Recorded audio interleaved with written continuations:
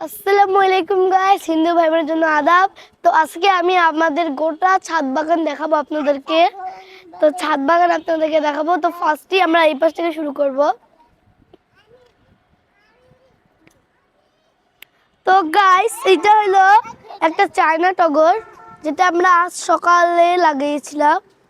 এই চায়না টগরে কাল থেকে ফুল ফুটে আসছে, এমনিতে রাখছিলাম তাই। তার পাশেই আছে একটা গোলাপি কালারের গোলাপ। এই গোলাপ ফুল কুলিতে মানে গাঢ় গোলাপি থাকে, আর ফুটলে তখন হালকা গোলাপি থাকে।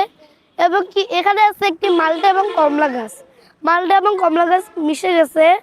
ও না, মালটা গাছটা কিন্তু কমলা গাছটা উঠিয়ে দিয়েছে। এইটা হইলো আমাদের মালটা গাছ, বাট এখানে কোনো। তো এরপরে এখানে আছে ড্রাগন গাছ।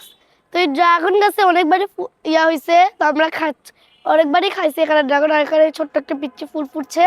আবার দেখি পিছনে একটা ফুল ফুটছে, নাড়া যাবে না কারণ পিঁপড়ায় ঢাকা। বর্তমানে দুটো ডালিম ধরে আছে। তো এইটিতে আমরা অনেকবার ফল খেয়েছি। তো একটি হলো একটি গোলাপ গাছ, ওই হালকা গোলাপের মতন একটি গাছ। তো এইটি হলো, এই কয়টাই আমার আপডেট। তো বাকি আপডেট আমার বোন সাইমা দিতে চলেছে।